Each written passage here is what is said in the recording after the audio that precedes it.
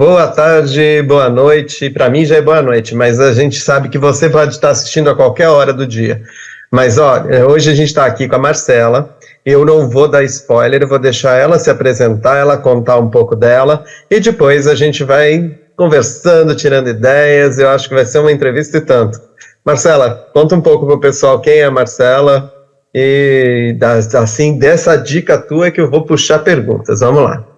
Sim. Então, bom dia, boa tarde, boa noite para todo mundo que estiver assistindo a gente aí, escutando a gente, né? Meu nome é Marcela Bosa, ou como diriam aqui em São Paulo, né? Para quem estiver escutando de fora, né? Assistindo de outros estados, é uma mania bem de paulista, uma mania bem paulistana, né?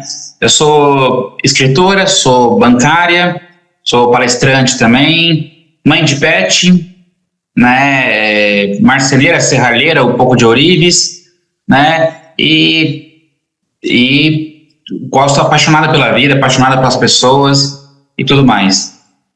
Adorei a descrição. Eu quero que você conte um pouco dessas 1001 habilidades tuas, tá? Conta pra gente, eu acho que é melhor, depois a gente vai falar do seu livro, mas agora vamos falar primeiro de você mesmo. Então, 1001 atividades, a gente vai poder perguntar muita coisa aqui hoje. Vamos lá, conta um pouco pra gente tudo isso. Eu sou uma pessoa que desde minha infância, praticamente, eu sempre... existe uma palavra americana que me define bastante, que é o maker, né? Eu sou uma pessoa fazedora, a tradução seria fazedora.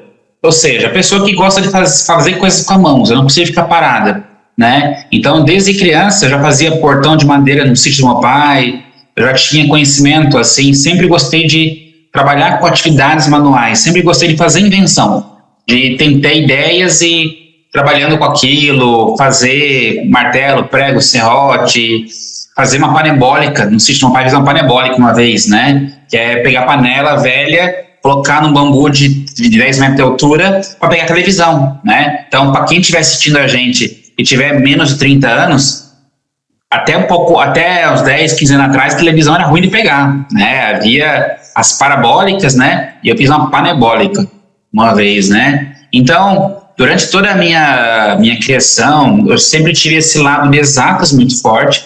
A minha primeira formação é em exatas, eu sou formado em física, bacharelado em física, né? Então, sempre gostei de números, sempre gostei de física, sempre fui apaixonada por ciências, né? Com outras formações em outras áreas, administração, depois pós-graduação, tudo sempre vinculado a essa parte mais bancária. Mas a minha grande paixão acaba sendo muito no mundo das exatas, né? Que é o que, sei lá, me move enquanto curiosidade. Paralelo a isso, eu sempre gosto de estar fazendo algum curso diferente, alguma coisa que eu não sei fazer, né? Então, uma vez por ano, pelo menos, vou fazer um curso. Em 2022, eu fiz um curso de joias, fiz um curso de ourives. E adorei, fiz várias coisas, fiz óculos em prata já fiz corrente Fibonacci, inspirado nas Fibonacci, brinco, sei fazer praticamente quase tudo, né, em joalheria, né, gosto de inventar moda porque são maneiras que a gente tem de expressar a nossa criatividade, expressar nos expressar, né, a arte ela é um pouco disso, né, então pinto quadro um pouquinho também, fiz as mesas aqui de casa, eu que fiz, mesa de metal também eu fiz também, né. Brinquei bastante com impressão 3D, né? Tem algumas impressoras 3D, então já teve situações aqui em casa, por exemplo, que eu comprei um espelho que estava na moda e não tinha suporte para botar no espelho.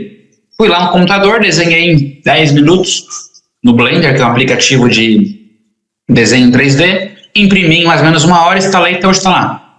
Até hoje está lá, nunca caiu, né? Então é de fazer a solução, né? Eu sempre tive essa ideia muito de fazer a solução, emprego isso no meu trabalho também, que é o banco, né? Sou gerente geral de uma agência de banco, e empreguei isso para fazer o meu livro também, né? Que é o meu xodózinho também, que é justamente para resolver um problema, né? Então, as coisas que eu gosto de fazer são essas, né? E além de tudo, mãe de pet, que é a mãe da Lisa e do Miley, né? Que são meus xodózinhos aqui, meus amorzinhos, meus vira-lata, meus, né? Xodó mesmo.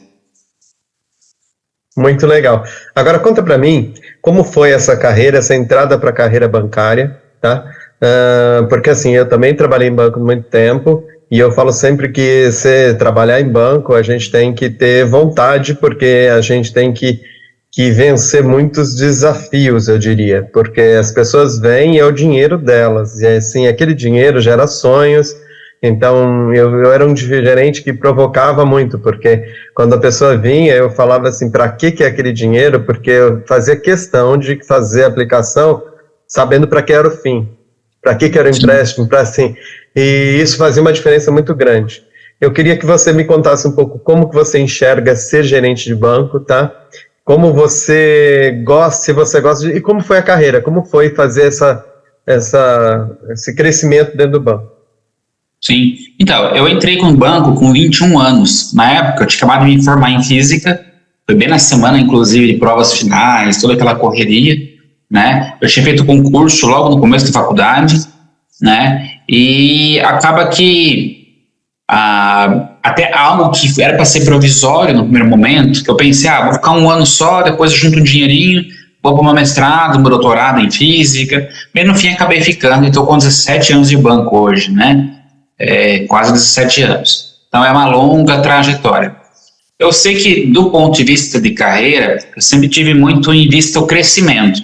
Então quando eu entrei assim, que eu olhava lá, né, escriturária, recém-chegadas,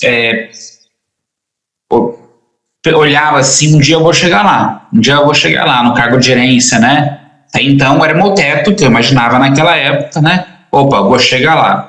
E de feito, né? Cada vez que caía as minhas travas, o banco a gente tem um processo que demora um pouco para poder concorrer de um cargo para o outro, né? Eu sempre queria crescer, seja motivação financeira, ou seja motivação até de poder contribuir mais para a sociedade. O banco ele tem um papel social. E por mais que muitas pessoas acabam demonizando de maneira exagerada os bancos, mas ainda assim, pelo menos eu, dentro do meu trabalho, procuro ser bem ética para saber que estou contribuindo com alguma pessoa. Quando eu financio uma máquina, saber que aquela máquina vai estar gerando 3, 4 empregos. Né? Se estou fazendo um crédito para a pessoa, vai virar um sonho. E se o sonho for fazer uma festa, que seja fazer a festa. Mas assim, o banco tem esse papel, do ponto de vista de guardar dinheiro, do ponto de vista, e que quando a gente trabalha eticamente, quando a gente trabalha de maneira correta, íntegra, né, parece que até o universo conspira para certas coisas, né? Então, quantas vezes em períodos assim de metas, final de semestre, né? O banco é muito semestral. Parece que o anjinho da guarda joga para dentro do banco. Essa pessoa aqui é legal para fazer negócio. E é muito doido isso, eu acho incrível isso, porque dá muito certo. Então, todas as nomeações que eu tive, eu assumi no Paraná fui para Santa Catarina como assistente, que é um primeiro degrauzinho. De Santa Catarina, voltei para o Paraná, agora para o norte, bem ao norte do Paraná, bem próximo a Maringá. Sempre cidade pequenininha, né? Como gerente de contas. De lá, fiquei um bom tempo lá, fiquei até 5, 6 anos e estava até rolando aquele sentimento um pouco de estabilidade, assim, tipo, não, estou muito tempo parado aqui já, fiquei 6 anos quase, né? Tá na hora de eu tentar coisas, novos degraus, porque você alcança a estabilidade uma altura do campeonato. Eu dava aula também, aula à noite, tinha minha vida, vamos supor, né? Tinha bicicleta, fazia umas trilhas de bicicleta, aquela estabilidade assim, tipo de comodidade, né? Mas daí eu tinha que fazer algumas mudanças na minha vida, enquanto Marcela também.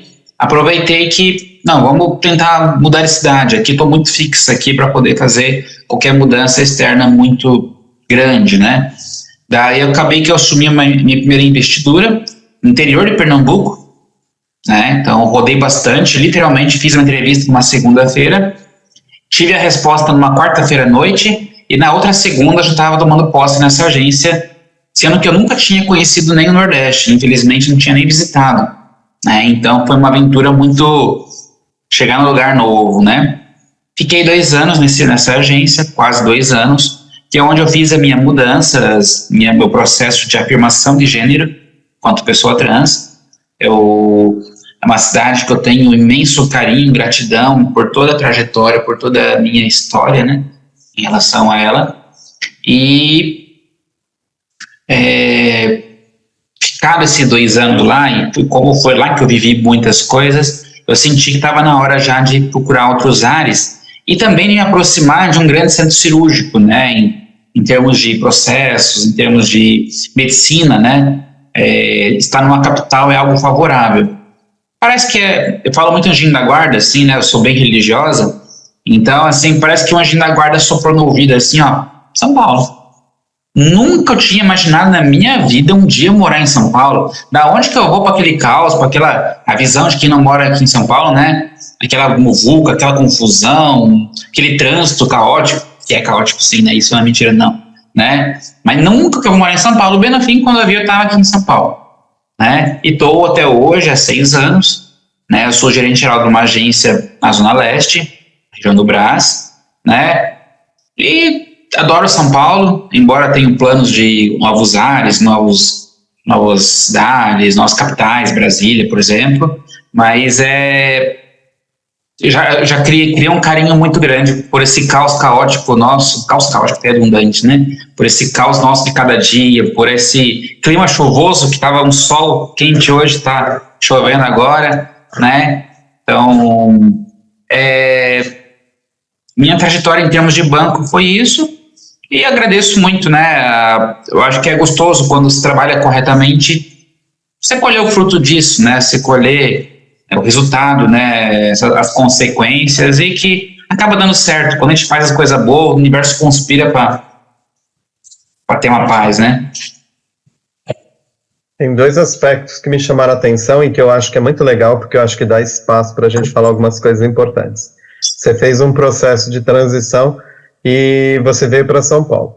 E a São Paulo é uma cidade que realmente não tem muito problema, é tudo diferente, né? Assim, mas assim, eu sei que deve ter sido um processo. Eu queria que você contasse um pouco como você sentiu isso, como que foi para o banco isso, se você acha que funcionou bem ou não, tá?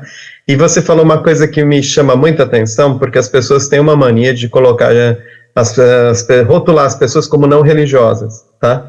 E eu acho que somos muito religiosos todos nós, só que cada um tem suas opções, mas assim, todo mundo é religioso e acredita em Deus, e você demonstra isso, porque você acredita que os degraus que você foi construindo, você sempre colocou aí que você é religioso e seu anjo te acompanha. Então conta um pouco pra gente sobre isso, que eu acho que é muito legal, tá? Sim. Então, a primeira questão, acho que é levantar, é a questão do preconceito, né? Eu tive uma sorte muito grande, porque na época em questão havia um presidente, que é o Caffarelli, e ele tinha uma mente aberta, né? Então houve o banco ele foi pioneiro em vários aspectos, tais como nome social, como várias questões ligadas ao universo LGBTQIA+, que o banco estava se abrindo, né? Inclusive pioneiro em várias áreas, extremamente pioneiro. O banco ele sempre esteve na vanguarda desses processos. Então eu tive um pouco de sorte, que naquela época eu tive uma boa recepção, né? Aparentemente eu sou uma das primeiras, talvez a primeira, né? Não posso garantir, pessoa trans em cargo de gerência no sistema financeiro nacional, né? Não conheço muito outros casos, né? Na minha época não tinha, né? Pelo menos. E foi uma questão até importante, que volta e meia o pessoal pensa que lá no Nordeste havia mais preconceito que São Paulo. E isso é um engano muito interessante, né? Lá, por isso que quando eu digo que eu tenho um carinho muito grande, as pessoas estavam muito preocupadas em tomar água, em tomar banho. Eu peguei o auge da seca, estava com 5 anos que não chovia na região. Então, acabou que foi um o povo não tinha tempo para se preocupar com quem que a pessoa dorme, como que a pessoa né? A preocupação, não tem a pirâmide de Maslow, tipo assim, né? Nas necessidades, a grande, infelizmente, mas assim, até na simplicidade, as pessoas elas estavam na questão da necessidade básica ali, tipo assim, e até mesmo por ser uma região sofrida, né? Nesse aspecto de seca, penso eu que as pessoas são mais leves, acabam sendo mais suaves, assim, são mais espiritualizadas, talvez, né? São Paulo não, São Paulo a gente acaba convivendo em bolhas, onde a gente não está na questão na pirâmide de Maslow ali, nas primeiros degraus, a gente já está na questão social. E para as pessoas, às vezes, pode ser interessante ser preconceituosa, existem bolhas racistas, existem bolhas homofóbicas, existem regiões, existem... E assim, para eu ganhar seguidores, pode ser que seja interessante eu falar mal de pessoas trans na rede social. Pode ser interessante eu chamar para uma jihad, né, igual que teve casos recentes aí, num culto. Pode ser interessante eu postar alguma coisa racista. Infelizmente, na busca pelo social, para a pessoa se aceitar, para a pessoa, né, ganhar seguidores, ganhar até financeiramente rentabilizar, né, ou mesmo para ter amizades, as pessoas acabam cometendo esse papel que foge ao racional. Racismo, homofobia, né, xenofobia não é racional. Isso não é nem de longe racional, isso aí é racional, né? Então, isso é uma questão interessante, mas que aos poucos eu acredito fielmente que a gente está evoluindo, né? E quando eu digo da questão religiosa, né, realmente acaba sendo até um choque para as pessoas, porque sou uma pessoa católica praticante, né? Então, diversas vezes já rolou, mas que absurdo, que não sei o quê, porque não combina, tá. Gente, uma coisa que eu acho interessante é o seguinte: Madre Teresa de Calcutá tinha uma frase que era o seguinte: as pessoas são falha, a fé não é falha, né? As pessoas falham, é as pessoas que que fazem sua interpretação da Bíblia. Não vou nem discutir o mérito da Bíblia ou não, também tenho algumas ressalvas, mas assim, as pessoas que acabam se usando da palavra de Deus, ou dos deuses, ou seja qual for o credo, para pegar a palavra de ódio, sendo que eu desconheço uma religião que oficialmente pregue o ódio. Não conheço nenhuma. Tipo, mesmo já viajei bastante, assim, eu nunca vi uma religião, nossa religião é pregar o ódio. Não, oficialmente não. Mas as pessoas deturpam as palavras para poder estar fazendo isso, para poder estar ganhando seguidores, para poder estar indo fiéis, para poder estar recolhendo mais dízimo, para poder estar fazendo tudo isso. Tanto é que quando eu fiz esse processo de afirmação de gênero, eu me lembro que eu marquei uma conversa com o bispo da cidade, né? Onde eu morava tinha uma diocese, né? E assim, como eu era gerente de banco, para mim é importante estar conversando de tempos em tempos, mas um pouco antes de eu virar a chave, vou lá conversar. E quando eu ia uns 2 meses antes, na missa, eu tinha tido um probleminha com um padre. A única vez na minha vida, literalmente, que eu tive um problema. Na época tinha aquela novela Força do Querer, né, que tinha um personagem trans, que era o Theo, se não me engano, né? E o padre começou a falar besteira, tipo, que isso não existe, que é uma abominação, que total, globo lixo, toda aquela ladainha lá. Foi a única vez na minha vida que eu abandonei a missa. Eu saí chorando, né? Saí chorando.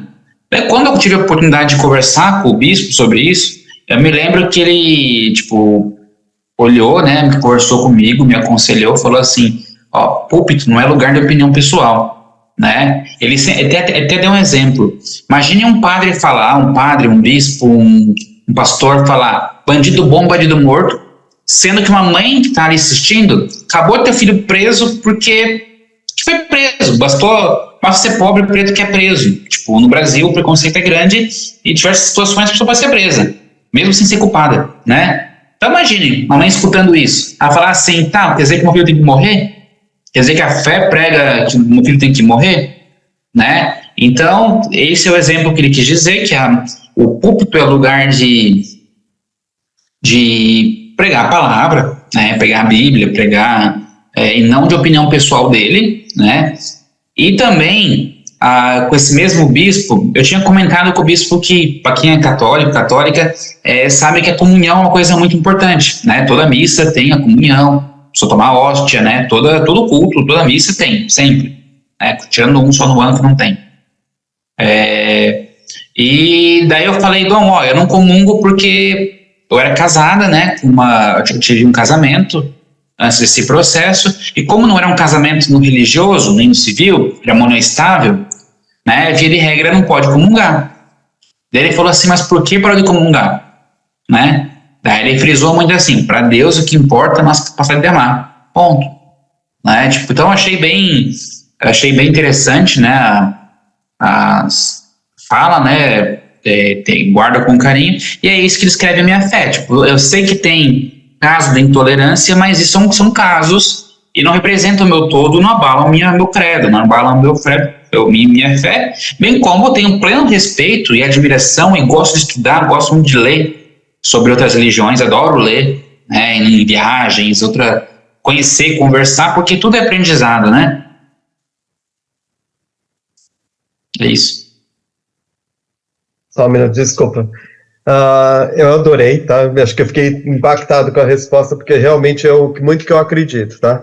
E eu queria que você falasse agora sobre o teu livro, porque na realidade, gente, eu fui a um evento essa semana, que acho que todo mundo viu a entrevista do Carlos Neto, que foi há um tempo atrás, que foi foi vice-presidente do banco, tá? E ele fez parte de um livro, eu fui e conheci o pessoal do sindicato. Eles falaram assim, nossa, você vai entrevistar a Marcela, fala para ela falar do livro. Então, isso quer dizer, eu estou pedindo para ela falar do livro porque as pessoas vieram me falar que o livro é bom. Então, Marcela, conta um pouco para a gente o que é o livro, o que ele conta, ou como ele funciona. Conta um pouco para o pessoal, que a gente vai colocar o link aqui para o pessoal comprar o livro. Vamos lá. Então, o livro é esse aqui, né? Ele se chama Má, como eu já expliquei no começo, né, que é Má de Marcela, e é eu.mulher.trans, né? Então, eu, quanto cidadã, enquanto pessoa, mulher, que é meu gênero, independente de que conservadores digam, e trans, é um adjetivo, assim como tem outros, né? Sou inteligente, sou estrutura média, sei lá, tem tantos outros adjetivos, né, para falar. Então, o livro é esse aqui. A história do livro é bem interessante, né? Fazia tempo que eu queria escrever, fazia muito tempo já que eu estava com essa ideia, uma amiga minha, né, do Sejane, um dia conversando sobre palestras, eu já fiz algumas palestras, sou palestrante também, então as empresas chamam e tal, e seria interessante às vezes ter um livro, sabe, quase como se fosse assim, ó, sou palestrante, tem um livro também, e faltava, daí eu pensei, vou escrever, né? E também aconteceu que em 2021, né, no Big Brother Brasil, a gente teve a Linda Quebrada, né? E foi me revoltando tamanho grau, porque eu via que tinha médica dentro da casa. Eu nunca assisti Big Brother, mas esse eu assisti por causa dela, né? Que assim, errava o pronome de propósito, não tem cabimento, né? Ou seja, uma pessoa que se diz culta, formada, né? Não é uma pessoa que pode se dizer, não tinha estudo. Não, uma pessoa que tem estudo que está errando, né? E não só dentro da casa, como fora, né? Pessoas estudando, diversas pessoas cometendo os mais diversos graus de preconceito, né? E por aí vai. Daí, o que eu pensei?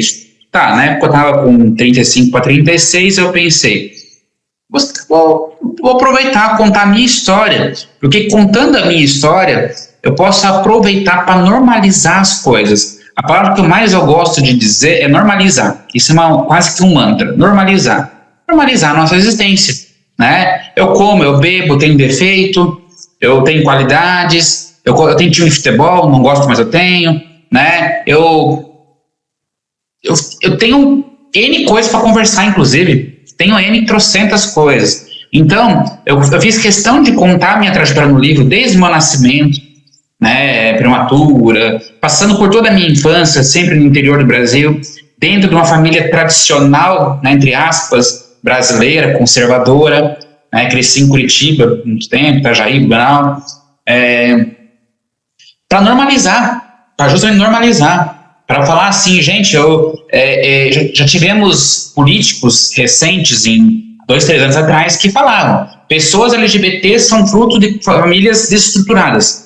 Não, meus pais são casados até hoje, muito bem casados, até hoje, meu pai nunca se separou, minha mãe também não, os dois são casados até hoje, então isso é uma mentira, né? Isso é uma falácia, e que na verdade a origem dessa falácia é bem simples, né? Meus pais não falam comigo, minha mãe fala muito pouco, meu pai nunca mais falou comigo, então a gente é apagado do seio familiar da história. Meu pai, quando se apresenta para alguém, fala que tem 2 filhas, que são minhas 2 irmãs, não fala que tem uma terceira, né? E as pessoas que são LGBTQIA+, também não vão ficar fazendo questão de falar sobre isso, né? Domingo agora é Dia dos Pais, né? Para mim é um dia, fico triste, até evito ficar tocando no assunto, faço outras coisas, vou no cinema, vou fazer outros rolês, porque é um dia que não apresenta muita coisa para mim nesse sentido, né? Então, eu fiz questão de, durante o livro, estar contando todo o meu processo da minha infância, como é ser uma criança trans, sabendo, por mais que eu tenha só feito a afirmação de gênero com 31 anos, no fundo eu sempre soube que tinha alguma coisa dentro de mim. A minha alma sempre foi feminina. Ninguém vira. Por isso que a gente não fala mudança de sexo nem mudança de gênero. A gente fala afirmação de gênero, é o termo correto. Porque, assim, a minha alma, eu tenho certeza que sempre foi feminina. Eu sempre fui Marcela. Só o mundo que não sabia. Então, durante o livro, eu vou detalhando um pouco desse processo, como foi ser uma pessoa casada para agradar a sociedade. Eu gostava da minha ex, mas, assim, a sociedade pressiona muita gente. Quando você está com 20 para 25, você tem que casar. Quando você tem para 25, um pouquinho mais ali, você tem que ter filho. Porque sem filho não dá. Quando tem só um filho, tem que ter segundo filho, porque filho único não pode. Né? Então a sociedade está sempre botando como que você deve fazer. Como você deve educar, como você deve se vestir, como você deve se comportar. Isso sempre, sempre, sempre. É um absurdo isso. Mas como que foi quebrar, eu conto muito como é que foi quebrar essa ruptura desse processo, dessa questão social, para poder ser feliz, para poder ser eu mesmo, para poder olhar no espelho com alegria e falar, eu sou Marcela Bosa, né? Eu lembro até hoje o dia que eu peguei a minha certidão de nascimento, o dia que eu peguei o processo judicial alterando o nome. Foi o único dia da minha vida que eu chorei tanto, a ponto de não ter lágrima. Eu não sei se alguém passou por isso já, mas assim, quando você chora tanto que você não tem lágrima, secou, tipo, eu chorava de alegria, mas não vi mais nada. Sei, né? Então, no livro eu conto toda essa minha trajetória, eu conto algumas situações de violência que eu passei. Eu tive um assalto na minha agência, onde de vítima passei a ser culpada, mesmo sem prova nenhuma, tendo sido acusada por N fatores, justamente por ser uma pessoa trans, unicamente, né? E além de tudo isso, eu brinco assim, que se a pessoa não quiser ler meu livro, não gosto de ler, tem preguiça de ler biografia. Ok, em cada capítulo eu botei uma pílula, uma pequena pílulazinha, parágrafo 2 ali, tá em negrito, né, tá em itálico, não tá em itálico, perdão. E assim, com um pequeno ensinamento, né, tipo, se pudesse dar um nome só por letramento, seria assim, letramento para idiotas, né, não tem aqueles livros americanos, que tem os negócios assim, né, mas não assim, não precisa ser com esse título não, eu peguei pesado agora, mas se a pessoa quiser ler só aquele pequeno pedacinho, eu tenho certeza que ela vai acrescentar muito na sua vida, né? Porque cada capítulo paralelo à minha história explica alguma coisa. Como, por exemplo, nunca pergunta o nome de batismo da pessoa. Por que você quer perguntar? Ninguém chama pra Xuxa e chega, a Xuxa, acho que esqueci o nome dela agora, né? Ninguém chega pro Tãozinho Chororó e fala Mirosmar e alguma coisa lá também. Por que as pessoas insistem com as pessoas trans ficar perguntando nome de nascimento? Isso a gente mudou porque não representa nada pra gente, né? Então, cada capítulo, literalmente todos os capítulos eu fiz questão, botei um pequeno ensinamento, tipo, aprenda a não ser tosco, né? Aprenda, tipo... Então, quem quiser ter um mínimo letramento sobre pessoas trans, também recomendo muito a leitura, e fica uma leitura bem leve, assim, né? É lógico que a gente fala bem da gente, né? Quase porque é meu baby, né? Eu brinco, meu filhinho, né? O livro, né? Então, eu suavizei muita coisa, né, gente? Porque tem que pagar boleto, né? Eu não posso falar muita coisa. Mas eu tentei deixar leve o livro, né? Então, como tudo na minha vida é muito exato, muito cálculo, eu digo que o meu livro ficou com uma onda. Que se dá risada, você chora, dá risada, você chora, dá risada, você chora. Então você vai assim o livro todo. Você ri, e você chora de raiva. Você ri, você chora de raiva, né? Um humor meio que paranaense, sabe? O meu humor não é um humor tão convencional, né? Pouca gente dá risada, mas... E ficou bem legal, ficou leve, uma leitura leve, de umas 3, 4 horas, né? Mas eu consigo, com a minha história, normalizar nossa assistência das pessoas trans para que... eu tenho uma frase que eu botei no livro, que eu acabei fazendo, né, no prólogo, né? Esqueci o nome daquela frase do livro, né? Que é o seguinte: as pessoas antes de mim, né, engatinharam para que eu pudesse caminhar. Hoje eu caminho para as que venham depois possam voar. Né? Então, sim, por isso que a gente é militante, a gente está na briga, para normalizar isso. Eu espero que cada leitor que for ler no livro, que obviamente esse leitor, né, Tipo, se melhorar uma vírgula, se aprender um tiquinho, tô feliz, fico feliz já. Eu adorei, vou comprar logo, tá? Eu acho muito legal essa posição que você falou de normalizar, tá? Eu acho que, na realidade, quando as pessoas falam da homofobia, do racismo e de todos os preconceitos, a gente não tem que buscar ser melhor que ninguém. Na realidade, a gente só quer que seja normal. Não tem que ser tratado como algo fora da normalidade, que é o que realmente que faz a parte ruim da história, é quando deixam de lado, né? Como se fosse apontar o dedo que é ruim, tá? E eu achei maravilhosa a entrevista. A gente na internet não tem muito tempo, a gente tem que cortar mais ou menos perto do tempo que a gente chegou agora. Quem sabe mais para frente a gente fala um pouco mais do livro, tá? Eu adorei te conhecer, e se você pudesse, vamos dar uma finalização com uma mensagem, apesar que essa finalização do livro foi maravilhosa, tá? Mas deixa sua mensagem aqui pra gente, e eu te agradeço profundamente por ter aceitado fazer essa entrevista, tá bom? É mais isso, agradecer mesmo pelo convite. Para mim é sempre um prazer. Eu sempre digo isso, eu sempre digo sim, quando eu posso, obviamente, né? Porque se eu puder mudar a vida das pessoas, se de 100 pessoas que escutar mudar um tratamento, já ganhei aquele dia, né? Então, gradativamente, a gente vai sobreviver. E uma frase para fechar bem né? Combinar de nos matar, mas a gente não morrer. Né? Então, assim, eu acho que é nesse sentido, sabe? A gente é resiliente, está sempre lutando, e dá um beijo de luz para todo mundo que está assistindo a gente, que está escutando a gente, e agradecer novamente. Super obrigado, Marcelo, e até a próxima. Obrigado. Valeu, tchau, tchau. Tchau.